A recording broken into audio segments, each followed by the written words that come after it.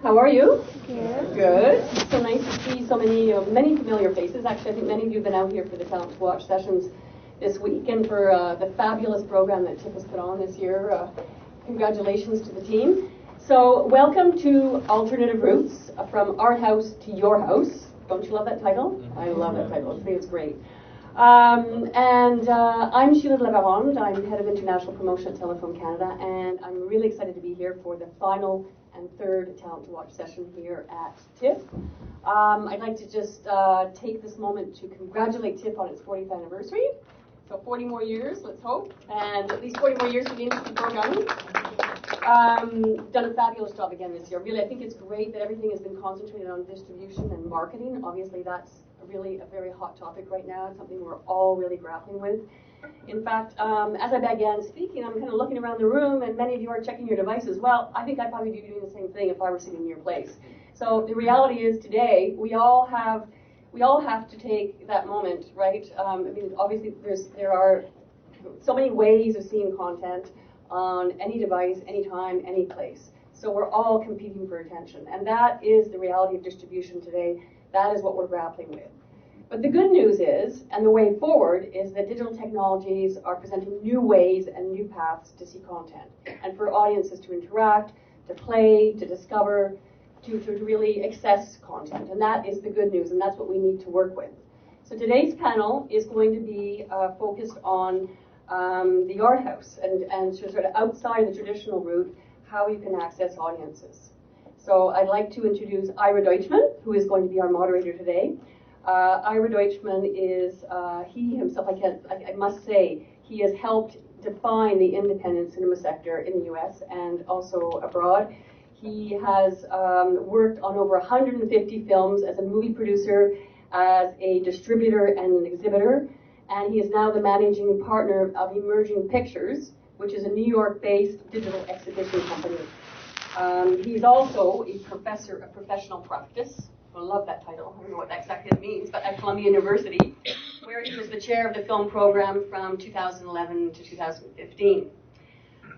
Before I turn over the floor to Ira, I'd like to thank Bell Media and Chorus Entertainment for supporting the Talent to Watch sessions here at TIFF. They are part of Telefilm's Talent Fund, and it's thanks to working together with Bell Media and Chorus Entertainment that we're helping to define and to shape and to innovative distribution today in today's marketplace. So enjoy the session, stay tuned, don't check your devices, and have a great session. Bye. So actually, I'm going to change the title of the session, if that's okay, because actually we want the flow to be in the reverse direction, from our house to the art house, not the other way around. So is that okay? All right.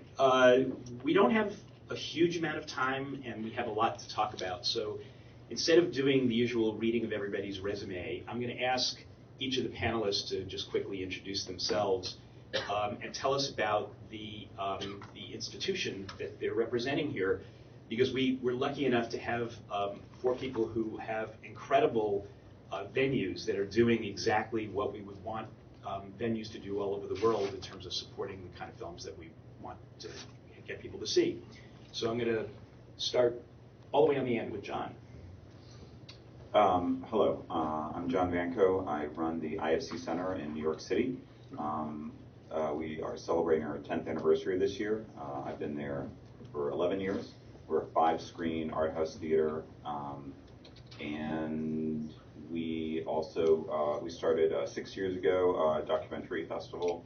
There strangely wasn't a big public-facing documentary festival in New York anymore, so we started Doc NYC. A couple of years ago, it grew into the largest documentary festival in the U.S. That's in November every year. That's at 3 different venues, including ours. It's become a big annual event for us. But our main, we're part of IFC Entertainment. We're part of AMC Networks, which is the source of Mad Men and Breaking Bad and Walking Dead. But we kind of nonetheless seem to a lot of people who come to our venue like a nonprofit, mission-driven art house, which we are part of a big evil public company whose just kind of masquerading in that space because we have a lot of autonomy to do what makes sense in Greenwich Village. We're in a 200-year-old building that was built as a church and then was a Waverly Cinema for 70 years, and so there's a lot of history. And the Village is a really special place in terms of what kind of culture it creates and supports. And so we, even though we're part of a public company, we actually don't open any studio films or mini major films. We are very focused on documentaries and foreign language films.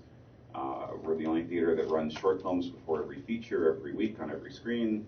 We do a lot of things to really focus on the theatricality of the experience, from endless filmmaker Q&As every week to really focusing on New York filmmakers and the community that surrounds them. So that's kind of us. Good afternoon. My name is Mark Fishkin. I am the director of the California Film Institute, and the venue I represent is the Christopher B. Smith Raffel Film Center, which is a mouthful. We just refer to it as the Raffel. It's been there for 16 years. The organization has been there for 38. I'm also the founder of the Mill Valley Film Festival, and we have a vibrant educational program that serves about 7,000 kids, and we dabble in distribution, if you can dabble in that expensive sector. The Raffel is a credible venue. It was an old theater from 1938.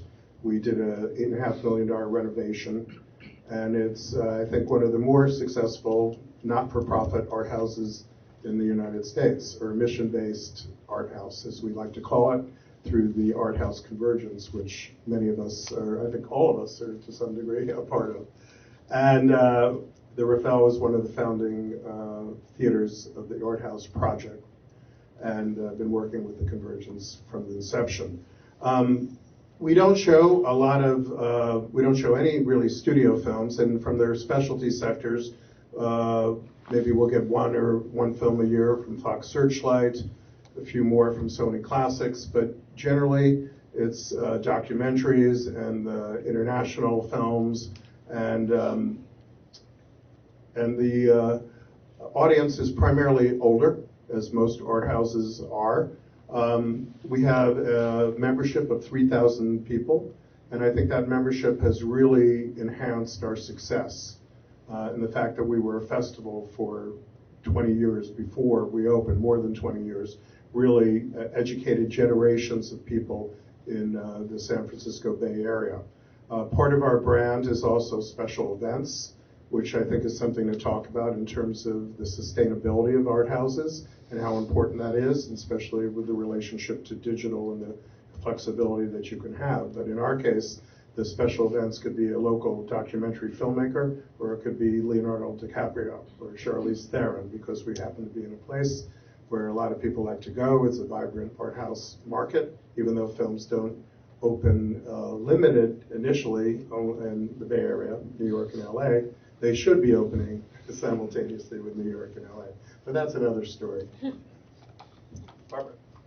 My name is Barbara Twist, and I'm the director of the Art House Convergence, which is an organization of community-based, mission-driven cinemas in North America.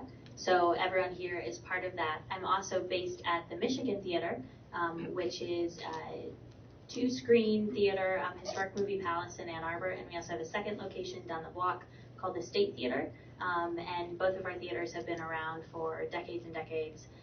We are seen as a community anchor, and we tend to show really what, like most art houses, we show what our community wants. And so we do show a few more Fox Searchlights and Sony Picture Classic films, but we also do really well with curated series. Our patrons love documentaries, they love foreign films, and we're just about to launch a 3-month-long Spielberg series. And a year ago, we did a 40-film Hitchcock series that did incredibly well. So we're finding that in our community, new films are great. People love new films, but what they tend to love more are curated series, ones where they really feel like they're getting to know the programmers behind the art house, and feel like the art house is their house. Okay, we have yet another title. Jesse. My name is Jesse Wente. I'm the director of film programs at TIFF Bell Lightbox. So unlike my colleagues, I run a much newer cinema. It's only 5 years old. 5 cinemas, 1,300 seats. We run, so I oversee the programming the other 354 days a year outside of festival. And so we run a combination of theatrical releases, again, no studio product or mini major content at all unless it's 50 years old. And then I oversee the Cinematheque, which is 20 years old at TIFF, and that runs all the historical retrospectives and series. And I also oversee Film Circuit, which is TIFF's outreach program. So we screen films in 174 communities across Canada. These are films that communities wouldn't otherwise get access to. So again, mostly foreign pictures and documentaries and Canadian films. And we do about 350,000 in attendance on the Film Circuit alone, outside of Lightbox. All right. Well, first thing I'd like to talk a little bit about is to dispel the conventional wisdom that has been out in the world for at least the last 100 years that theatrical moviegoing is dying. We've been told about the death of theatrical when radio was introduced, when television was introduced, when home video was introduced, and now, of course, it's dying once again. And I'd like to hear from all of you whether the evidence that you see at hand is whether this conventional wisdom has any effect behind it. Well, I think we're all here because we're so passionate about bricks and mortar and the theatrical experience, and we love theaters. I love them when the lights are on or the lights are down. You know, it's just a great place to be. I would live in one if I could. But I don't think the theatrical experience is dying, but I do have concerns, and the concerns I have is pretty much across the board in everything. Maybe I'm just neurotic, but accepting that change is inevitable. Ourselves are changing as we sit here, and things are changing. So I have some concerns at times that, that we all show films that are day and date. Some of our greatest partners are IFC distribution and the Sundance sector of that. And it's great, but I get concerned sometimes, well, as things are changing as they are, and when my neighbor says to me, I was going to go see Snowpiercer at the Raffel, but I saw it was available on Comcast, and I didn't go. Well, she probably never even saw Snowpiercer, but it inhibited her from going to our theater. So I am always kind of trying to look at new things. If it's like saying if we didn't acknowledge the DCP transition and we were still keeping our 35 millimeter there, well, we do, but that's all we had. Where would we be now? We wouldn't be able to show any film. So I think it's important to kind of look ahead and look at those things that can affect attendance and what we can do. I mentioned previously, special events. That's really important, and as the digital transition becomes even more pronounced when you can, really have things like emerging pictures that would send you product, at that moment. And for instance, we could show a special event. We showed a film on a local dancer. She's in her 80s years old, and she's phenomenal. That film grossed $5,000 in one night. So there are many films that cannot sustain a traditional theatrical run, but with a one-night special event with the filmmaker or the subject can be a tremendous success. I look at that as the future. I look at times where, since we are showing day and date with VOD, or even it's before the actual theatrical release, that there may be a way in the future that theaters can share in the revenue of that. We don't market films on a national basis, but we certainly contribute to that on a regional basis. And I think that's important in terms of developing these new venue opportunities, revenue opportunities for independent theaters.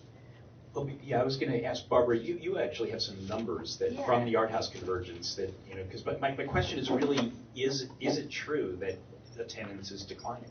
Yeah. So Prior to the 1960s, really, I think it's 1948, there were 4 billion film admissions every year. After 1948, it dropped to about 1 billion a year. Since then, it's not really changed. Maybe you lose a million every year, but really a million and a billion is not that much. I think what has changed is over the last maybe 5 years, over the last decade, I mean, I'm still pretty new to the industry, is where people are seeing their movies. In the 90s, everyone went to the multiplex. That's what they did. Even in the early aughts, that's where people were going. But now, I think people are shifting to their community-based cinemas. We see it in, there are so many more new art houses and film societies and screening series that are popping up over the last several years that we're reaching out to, that we're finding out about. I think that there's probably something connected with this push to go local. People are really involved in their communities and they want to support local businesses, independent businesses, and an independent art house is a prime example of that. Also, the art house patron is just a more dedicated moviegoer in general. In the US, NATO, which is the National Association of Theater Owners, puts out that the average US moviegoer goes 4.1 times per year. And in our own data and survey of over 20,000 art house patrons, we found that the art house patron goes 26.5 times per year. So, and that's not just art house films, that's movies in general. So we're in a real culture of abundance with the art house patrons. John? Yeah, I mean, as I was implying, I think it's hard for anyone in life to have the perspective to realize that in so many things it really is true that there's nothing new under the sun, and that there is a consistency, beyond our immediate view. But I do think, and I guess this kind of factors into what Barbara's talking about in terms of the different, the very disparate kinds of exhibition that there are. We're all, I think we do a lot of things in common. We show a lot of the same movies that people up here, and we use a lot of the same strategies in terms of communicating with our audiences and so forth. But, we are a drop in the bucket sounds pejorative, but we're a small portion of the overall box office, obviously, and I think it's worth I think it's worth thinking about. As a viewer, I think that the experience in the commercial houses has really degraded, and it's a very, very, very different kind of business, and that industry has changed so much over the past 30 or 40 years, from single screens and kind of neighborhood theaters into kind of larger centralized multiplexes, and there are a lot of things that have changed. But one of the things that's changed a lot is it's become much more of a commercialized experience. It's become much more of an impersonal experience, and you have the studio creators who set their release schedules, and those just kind of flow into tens of thousands of screens across the country without much contribution, or there's no curation obviously at that larger national level. And so there's really that's a machine that kind of operates to take to give you popcorn and give you canned cinema from the central sources, and they want to make money on Coke ads, and they want to have this kind of experience that is very different than what we're all doing. We probably don't, we're not showing commercials. We're not subject to the release schedule dictating what we do. We create our own programs. We skip lots of stuff that is offered to us, most of the stuff that is offered to us, because we have an engagement with our audience where we actually know what they want. We know what they thought of something, and it's an entirely different dynamic than what exists in kind of the exhibition model that generates 95% of the box office. But I do think, if we're talking about are things getting worse, I think I think it's a dangerous path that the exhibition chains are going down, and it's kind of a dangerous disregard for their audience. And I think that hopefully this kind of increase in success and attendance for art houses is due to customers reacting against that. Yeah, and I'll just say that in the U.S., at certain chains who shall remain unnamed, you can go through your entire experience at a movie theater never engaging with a single person. You buy your ticket online, you show up, you walk in, you purchase your own concessions, you check out your own concessions. Someone might be sort of watching you, but they don't engage with you. You sit down and the film starts and it's already been pre-programmed a week before, and then you leave. Whereas at the Michigan Theater, in contrast, you can buy your ticket online, but when you come in, we have a greeter who takes your ticket, thanks you for coming. You go to the concession stand, you talk to someone. You go into the theater, someone introduces the film and thanks you for being there. And then we have projectionists who, even though we have the technical capability of pre-programming all of this stuff, they wait, they ensure that there is good quality, that the film goes on screen, that everything happens. And after the film is over, there's a volunteer who opens the door and ushers you out and thanks you for coming.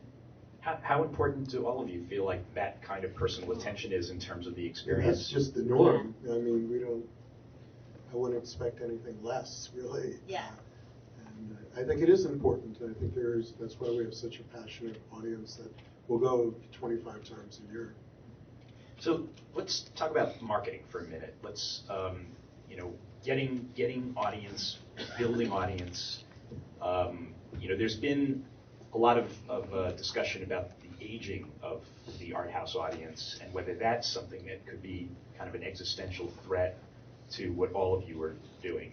What are you doing to counter that, or do you believe it's not a problem? It's a challenge because you have some of your staff who are saying, let's get that younger audience, let's get them in there, and you can't deny that because you need new generations of people to go. And what I worry about more, here I go again worrying, is that they're not being introduced to it at a younger age. Like when I was in college, and you have these vibrant film programs that would introduce you to, Mean Streets and things like that, and as well as the classics. And you don't want to ignore your core audience because that's where the business is. So the truth is, you have to do both, and sometimes maybe you're not doing enough to attract the younger audience. I mean, when we're showing films that are simultaneously on VOD, I'd love to create, and we're doing that. We have a space created where a couple can come in, and maybe they have friends who just had a baby and they can't go, but they can connect with them through social media in this space and have a glass of wine, and they go into the theater and turn their phones off. And then there's a Q&A, and they can turn it back on and kind of create those things. But of course, it has to be product that would attract that audience too. And you're very fortunate when you have a film that attracts both a traditional older art house audience and a younger audience. Any successful initiatives that you all want to share with us in terms of things that you're really proud of, that you brought in an audience that you were not expecting? Well, I mean, for TIFF, the big one is we run a teen festival called Next Wave, which is actually programmed by teens for teenagers. And if you've been to Lightbox, which I hope all of you have, it's not a teen-friendly venue. It's very intimidating, I think, for that audience. And so this is just a way to get those folks in, to graduate them ultimately so that they will come see the Godard or whatever we're showing in the future. And I just wanted to say before we pass, I'm not at all worried about people wanting to see movies. I think tons of people want to see movies. I think the current paradigm, what worries me is that the people who make movies are being driven from the film industry because of the controls a lot of them see. And these are the filmmakers that actually supply the movies that come to our theaters. And increasingly, I think, as we've seen in the last decade, those people are going to serialized storytelling and off movie screens. And so I think that's, to me, a larger danger than the worry that the audience is somehow not there. I think it's more about the way movies are greenlit now and what is being made. A lot of the artists that we depend on to provide art for our cinemas are looking at other places to do their creative work. Well, that's because that's where the money is, right? Well, the money, and I think they have more artistic freedom. That's what I hear. More. It's not about money. It's about, I don't want to have every single moment of my film approved by someone that isn't me. And that's what the artists, I was talking to a Romanian filmmaker last night, and I asked him, would you, he has an agent in LA, and he's like, would you ever make a Hollywood movie? He said no. because I don't actually think they would ever allow me to make my movies. And I think increasingly that's what the artists face. And our cinema is based on the history when artists had a lot more control over their final product. And so, we end up showing the history of cinema where the artist, the director, the auteur is champion. I think the commercial cinemas are now not necessarily in that business and haven't been for a long time. And the problem is if you don't actually create auteurs, even the commercial industry will ultimately suffer. Because a lot of the people that now make giant blockbusters started making smaller pictures that showed at our cinemas. Two theaters come to mind through the Art House Convergence that have done a really excellent job. One is the Coolidge Corner Theater in Boston. And they actually just started a series called Rewind, and it is 90s and early aughts cult films. So, I mean, gosh, what are they? Things like Space Jam, Spice World, all things that people who are in college right now, that's what they went to see. So they're going to see these films. Now, what's key is they're not just doing them as midnights, which midnights are fun and that sort of thing. They're actually showing them at 7 o'clock. You go in, you purchase your ticket, which is a normal price, and you get a wristband. You go to the film, and then afterwards, you go to the bar down the street, which is sponsoring the event, which gives you free food and free snacks, so you can talk about the movie after you've seen it. So it becomes a whole event, this social event, because that social component to movie-going is so important, and that's always been the case.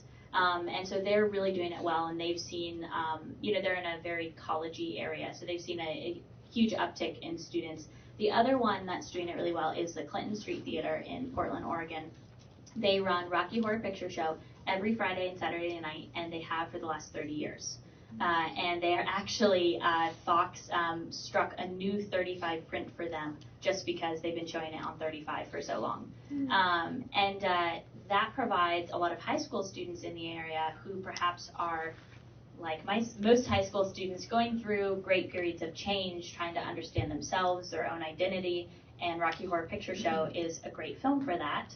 And so they provide a safe environment for high school students to go, and these kids go every single Friday or every single Saturday. I mean, they've seen this, they're no longer going for the movie, they're going for the experience. And Lonnie Jolie there just lets them take over the theater. They can do whatever they want, but it's a place that parents want their kids to be. And I think that is something that the cinema offers, is a safe space for kids to hang out, and we need to, better pitch that to parents and say, like, drop your kids off at 5 o'clock and let them see 3 movies and pick them up at midnight, and we'll make sure they don't get into any trouble. So how often do they have to change the screen? She does have rules about what they're allowed to do in terms of props. One thing that I think is it's a kind of a different kind of example of what art houses can do, but I actually think that it's an important role that we can play in culture is, again, it goes to this kind of division between mainstream Hollywood culture and the part of film culture that we kind of all work in. When the MPAA gives their ratings in the States, which of course are pretty much followed without question by commercial chains, and frankly they're the default, of course, for all of us as well as guidelines. They're meant as recommendations to parents. There's no kind of national governmental control that those ratings are meant to give. They're really just a recommendation to parents. But our being in the West Village, I mean, there are kids who live there. There are parents and kids there for sure. And we, in terms of the community standards where we are, a couple times in the last couple of years, we've found that we're really not doing a service to our local community by just following those guidelines. I mean, there's 3 movies recently where we've ignored those guidelines that we got a huge kind of local positive response from. And it was Blue is the Warmest Color, which is, it's an adult themed movie, but it's also a teen themed movie. I mean, the characters in that movie are teenagers, or 16 years old, and so yes, there's nudity and there's there's sex between these two girls who are in love with each other, but it's really about the experience of growing up as teenagers, and so the fact that that was going to be restricted from anybody 17 and under in the States seemed really, it seemed perhaps quite appropriate for many communities. In the West Village, it really seemed unfortunate for especially for teenage kids who wanted to go see a 3-hour French movie with subtitles that had gotten great reviews and might speak to them in an important way. We really felt, what is our role here? Our role is, in this day and age, with the freedom that teens have, our role is to enable and allow these kids to see this. It also happened with Boyhood and with Citizen 4, both of which got R ratings. And so for all three of those movies, we allowed any high school students with a high school ID, so that's 14, essentially 13 or 14 and up, to if they're going to make the effort to come see this movie, we're not going to turn them away and say you have to come back with a parent. I think that's the symbolism of that, I think, for audiences is important on a practical basis. No, we weren't getting kind of crowds of teens, kind of bopping in to see these serious, challenging movies. But I think that it's, that's another thing that art houses can do and should do, is that we should really engage with our local communities in the same way that we don't just play everything that the studios shove down our throats. We also need to be responsive to what the community wants. And I think for us, those three examples were a really positive engagement with our community. It's interesting, John, earlier on, you were talking about the experience of being in a multiplex and how it's been declining over time, and not a whole lot of regard for the audience experience. I think that the same thing is true for the most part in terms of the way that the multiplexes reach out to audiences. That ever since the wide release became the common way of releasing a movie for the major studios, essentially all the theaters abdicated their responsibility to do any local marketing whatsoever because the studios were doing it on a national basis on their behalf. So they essentially became lazy when it comes to marketing. And this is one of the things that I think is a very, very strong reason to want to play a film at a local art house, because you guys sweat the details at a local level. And I'm wondering if you all would want to address that a little bit in terms of, you were just talking about engaging with the community, but obviously in terms of grassroots promotion, advertising, publicity, how you do that locally. Yeah. I'll say that through the Art House Convergence, we really encourage our relationships between independent exhibitors and distributors. And the independent distributors are really, really wonderful at providing marketing resources. And that's something that we're constantly working on with them, because it is sometimes difficult as an independent exhibitor to market every single film you're showing at every single showtime. So the independent distributor can be very helpful. And then for anyone who's a filmmaker in the audience who's putting out their film, make sure that do your best to get reviews both online and in print. Those are really high growth areas, and people often say to us that reviews are a reason that they'll come see the film. And then the other is just making sure that when someone searches your film title, it shows up. So whether that's a website or a Tumblr or social media, I know there's like search engine optimization or things like that. Just make sure that when you're making your film, make its online presence visible, because that both helps the exhibitor to be able to tap into pre-established networks and audiences, and it helps the distributor, and it just, everyone's boat floats a little bit higher. I think out of necessity, art houses have become not-for-profit and community-based, but it's not only out of necessity, it's because it's, for us who are passionate about the kinds of films we show and the theatrical experience, it's the right thing to do. So you'll find that most theaters like ours have larger marketing departments than some of the major chains, And you're also we're finding out now too, that there's government film offices, international ones, France, and filmmakers who really are reaching out to independent theaters and want to work directly with them because they know that we care about the film. Of course, our resources are limited, but they're important, and that attracts distributors too. And the stronger, I'd like to reiterate what Barbara said, a couple of things. One is, yes, the stronger that relationship with the distributor and the more support that you give each other, the more successful the film should be. And also, the Art House Convergence does an incredible job showing, I don't know how many people here are exhibitors, but if you are, the Art House Convergence has so many different panels that address these marketing and communication and community aspects of why theaters like ours are successful.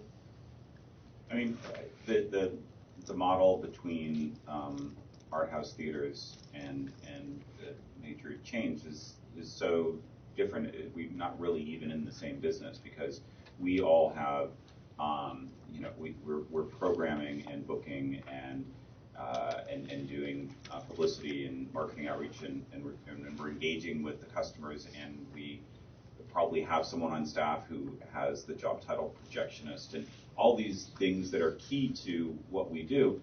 None of that exists at most of the chain theaters. I mean, all, kind of the brain for Regal or AMC or, in Southern California and Kansas City and all of those decisions, the showtimes and the server programming and the IT and the concessions ordering and all that stuff, generally speaking, happens, from a computer in a centralized location. And so, and it's, and from much of America, that big 18-plex Carmike theater, out by the highway, sucked up all the oxygen, and there are no competitors, and it's the only option. And on that level, they can just tap into the national television buy that the studios are doing for these movies, and it works. And it's some kind of cinema culture that is existing. But when, a local community-based nonprofit art house opens up, they really, they're picking movies that don't have that national campaign behind them. And they are doing a very handmade version, very localized, handmade version of all this stuff. And they're picking, the advantage is they're playing better movies when it comes down to it. They're playing better movies, but they really have to, they really have to kind of create all of that from scratch. But it's just generally speaking, it's a much more human experience, and I think that's why I think it's sustainable. It's certainly much less efficient than the Regal machine, absolutely. But it's a little bit like McDonald's or going someplace to eat food. I mean, there's a real advantage to going someplace where people are making proactive decisions in hopes that you'll have such a good time that you come back. I mean, the fundamental flaw in film marketing has always been the fact that every film, when it comes out, is a brand new thing. It's like a brand new product. And one of the reasons why the studios always go towards sequels and spin-offs and all this other stuff is because they're going toward what's pre-marketed. It's easier to follow up on something than it is to create something from whole cloth. And one of the things I think is so interesting about what great art houses do is that, in effect, the brand that you're selling is really the brand of your theater, so that you're actually creating a continuity of marketing that accrues to the benefit of everything that you're playing. One of the things that I really live by in all sorts of decisions I make in my job is what I noticed in my first job, which was working for Dan Talbot, who ran New Yorker Films, still runs the Lincoln Plaza, and it was, which is, I think, the great art house still in the country. It's on the Upper West Side. What he has been able to do through decades of curating and presenting really amazing cinema that's changed the world that we live in is that he has engendered trust among all these people who live in a very densely populated kind of important important area of the country where It's been very influential, and what will happen is people 40 years from now, 30 years from now today will show up to the Lincoln Plaza on a Tuesday night, look up on the marquee, and say, oh, I saw that one. Oh, I don't like that actor. What are these other ones? I don't know what they are, but I may not even know who Dan Talbot is, but this is an institution, and I know whatever's here is worth taking a chance on. And the critical thing that does for filmmakers is that, especially for somebody like Dan, who is really rigorous picking movies that he likes and not the stuff that will make money, is that it makes a tiny movie a little bit bigger. And it is this, it's otherwise really hard to do, really hard to market a film into being a more appealing film than it is. It's really hard to do that in an honest way. And certain theaters, through years and years of hard work, can create such a dynamic with an audience that they can do that. They can make a little movie a little bit bigger. They can make a medium-sized movie, much bigger, and all of a sudden, a movie that had no chance becomes a hit. So anyway, I think that's really something to strive for, and it's something again that kind of a bland, identityless commercial multiplex just can't do. It has no claim to any of the programs it's showing. And isn't that what you're all doing to a maybe more modest extent every time you do a festival or a strand or a thematic series or whatever? Trust is the key, and I use a name for it. What we do is we are the audience's trusted curator.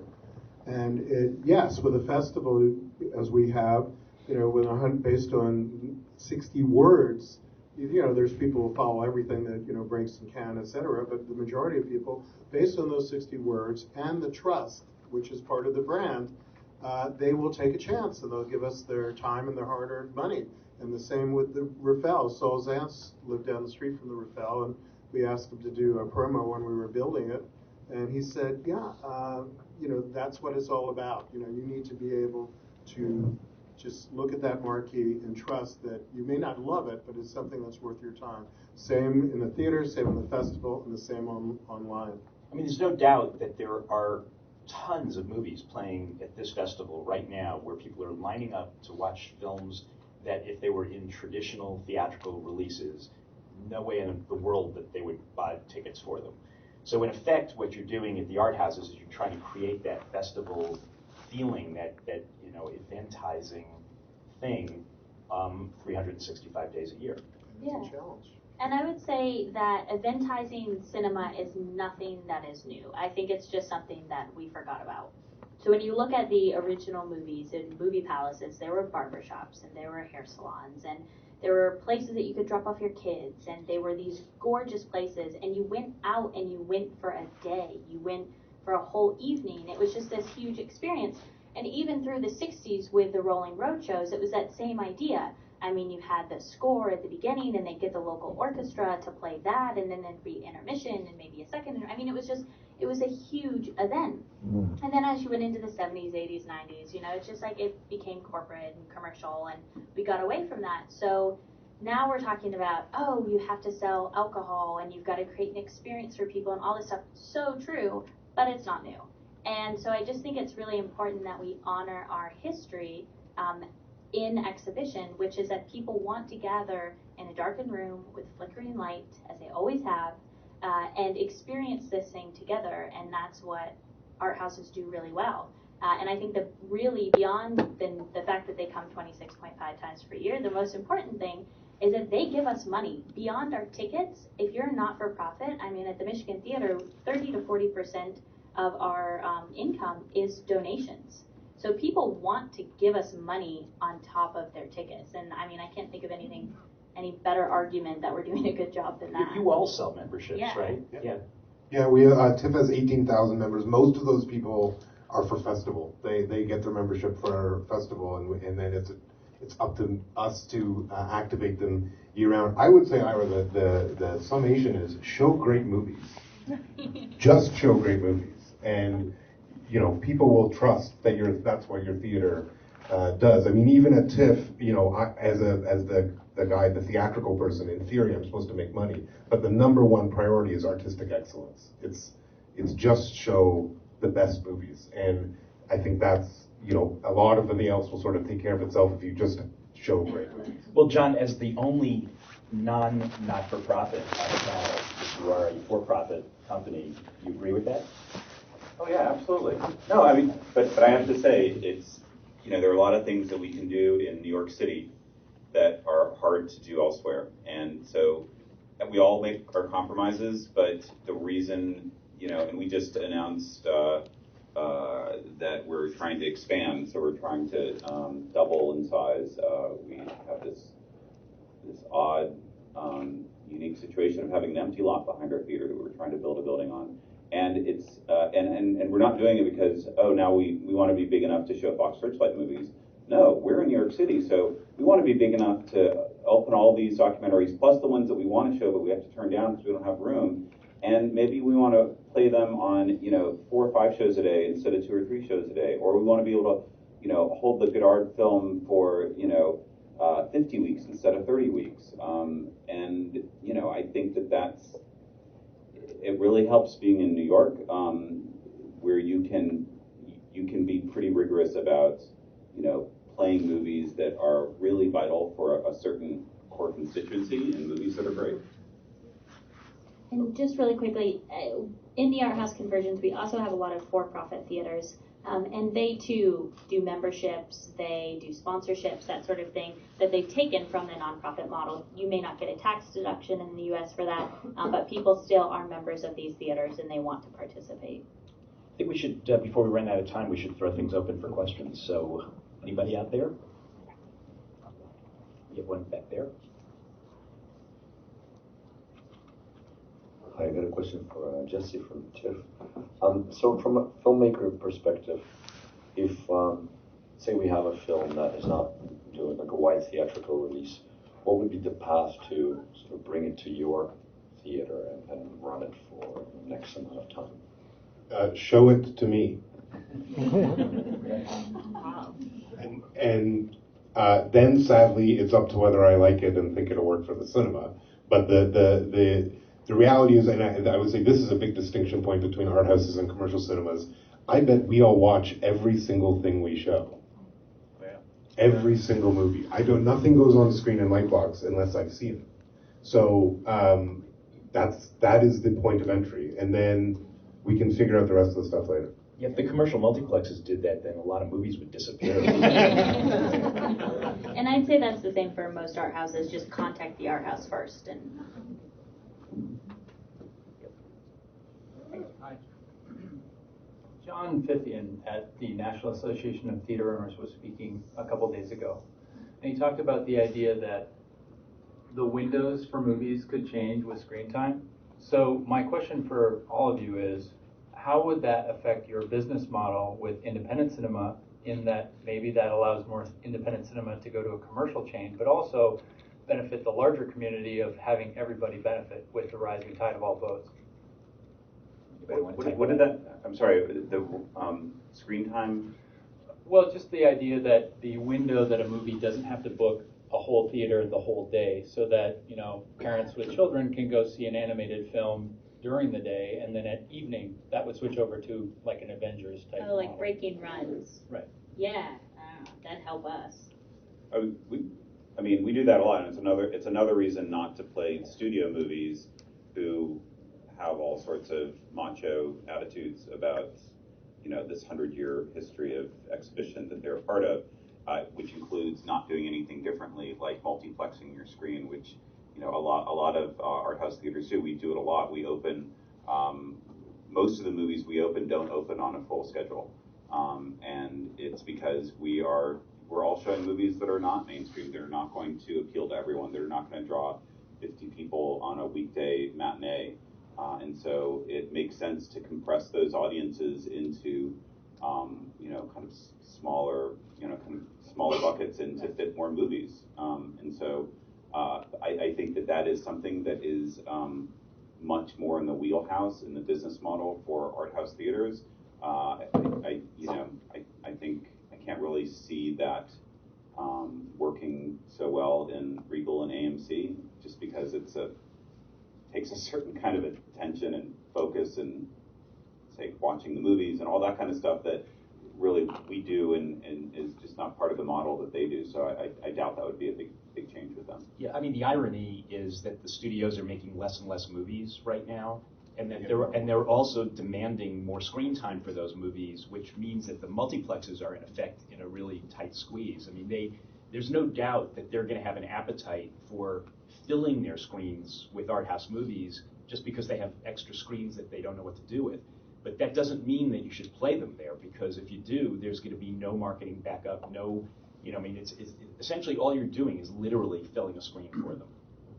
Another interesting thing about that is that Paramount recently announced with some of their titles, genre titles in particular, that they were shrinking the window, but they were going to give a portion of the VOD to those theaters. So that's an interesting aside from your question. But John Fithian kind of, as when he spoke at the Art House Convergence, kind of berated some art houses for showing films that were day and date or with VOD. And that's really become, for a lot of art houses, the staple. And of course, my response was, if you weren't such hard asses and taking those films away from the art houses, maybe that wouldn't be necessary. But so yes, it would be very bad if they were showing those films for the filmmakers, and at least for a short period of time, affect the art houses negatively. I do think that there are so many films out there and so many great films out there that don't get seen. I think I take a little more of an optimistic view, which is that we're in a culture of abundance. So to me, the art house is clearly the best experience for your independent film. But if you're in a town where there isn't an art house and you want to play it at a multiplex, that just gets more people interested in the types of films that we all enjoy. And I think it sort of encourages more people. As long as people know it's there. Yes. I was just curious, what are some of the things we can be doing to make our films easier choices for you to program? Like, is it great trailer, getting into certain festivals? What do you recommend? That's a great question, because yes, all those things. If you want to, working with a distributor or yourself distributing, to have those assets is incredibly important, and to have built up the word of mouth. I mean, we find from running a festival too that most filmmakers just don't have the time to even think about their festival strategy, let alone their theatrical strategy. And I would urge them to do it, as difficult as that is. It's like us saying, yeah, every nonprofit should have a strategic plan and a succession plan, and only 33% of them do it. And the greatest disappointment for us who attend festivals, have festivals, is that we know it's only a fraction of those films that are going to get it into our theaters for theatrical release. It's really painful for us. And on the other hand, we didn't have a really good summer until Lily Tomlin's film came around in late August. It was really bad, just in every theater, art house theater, depending on their geography and the competition, has certain liabilities or positive aspects that deal with it. So yes, I would do all those things, really give it a lot of thought. The more you can get out there and get that pre-buzz by doing those things that you mentioned and social media, the better it would be, and maybe be the more likely that a theater would pick your film over another film. The other thing I would say, two things, is one, believe in the slow burn. It doesn't have to come out at all the theaters right away in 1 month. It can take a year. You can have it on the circuit for 2 years, and that's totally fine. The other thing is start with yourself and then move through the cast, the crew, the subject matter, and find out where is your hometown art house? Do you have a connection with that? Where do you live now? Are you a member of that art house? Do they want to show it? Same with the cast, same with the crew. The subject matter, does it take place in a certain city? So does an art house in that city want to show it because you filmed in that city? Use those types of geographical and social connections to make a connection to the art house. Why does the independent theater want to show your film? Beyond just being good, is there a connection beyond that makes it interesting and personal for them? And I would say not only have all the marketing stuff, but also be prepared that you understand how you are going to talk about your movie, because I think a lot of us are going to ask the filmmakers to do that, and it's best if you're available to do that and you actually know what your movie is about and you're sort of prepared to actually, because you'd be amazed how many filmmakers show up at the festival and have never actually thought about how they're supposed to, in a 2-minute thing or even a minute, communicate what the heck their movie is about. And so they've never actually gone through the process of, well, what's your movie about? Answer in like a minute. They don't know, they can't. And so I think you actually have to do all of that thinking so that when we ask you, you have an answer. Be prepared to be on the road for a long time. Yeah, I mean, I'd also say just like, it's kind of an obvious thing, but there's such a production glut. There's so many more movies that get produced than can play in kind of the top tier festivals or can play in theaters.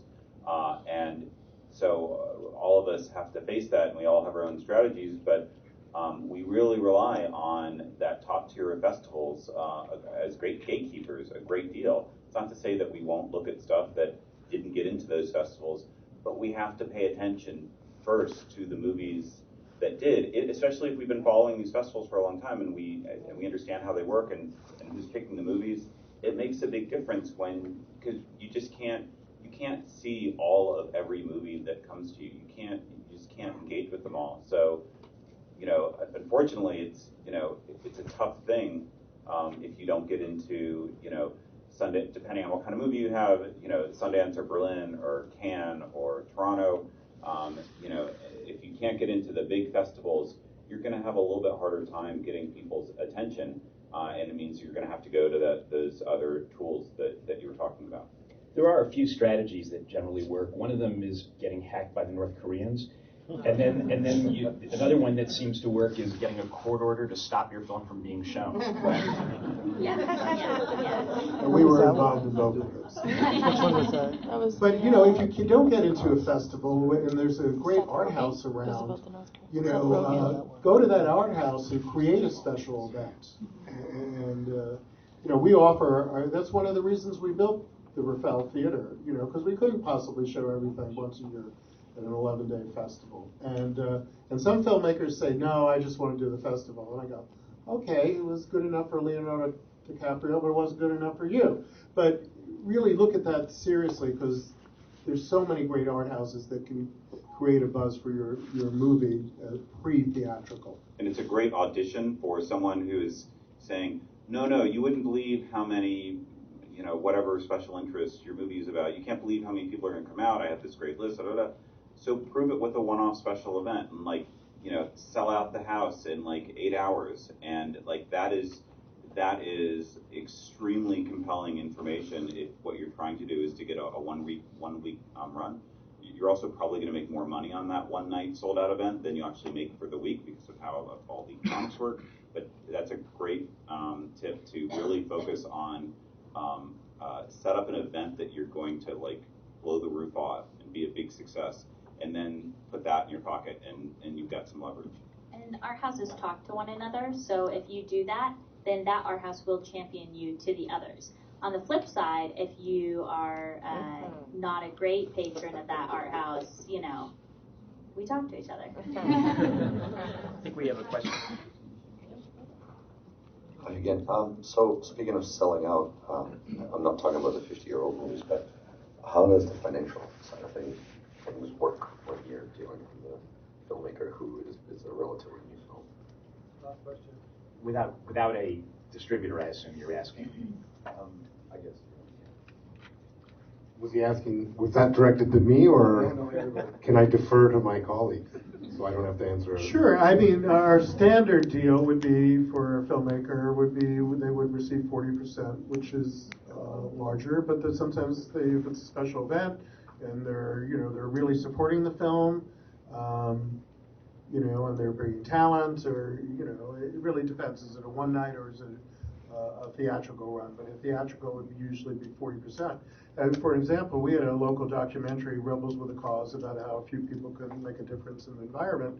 And we started off with a one night, and then we started adding another night, and weekends. It grossed $45,000 over a few months.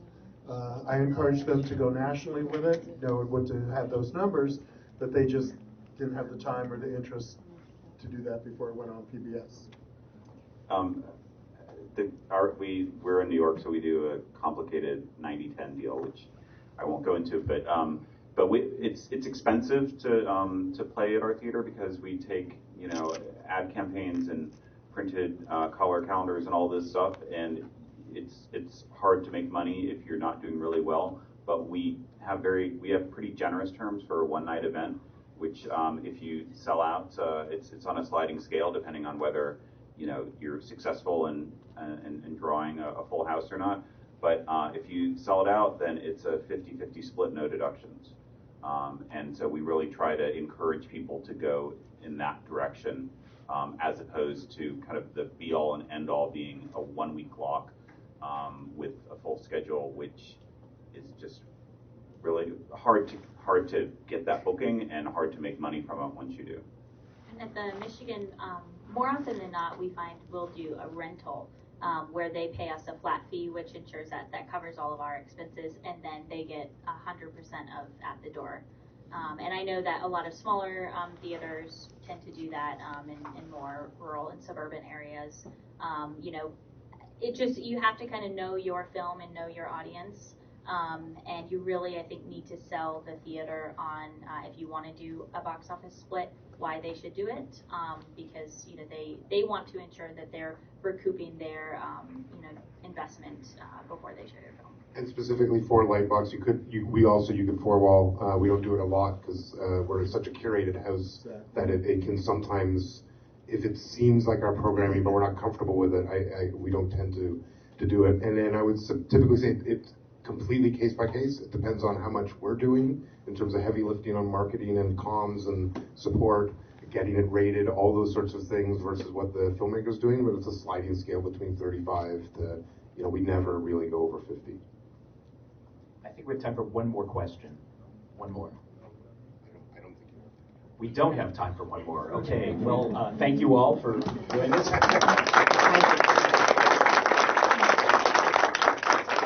Oh, I know what this means.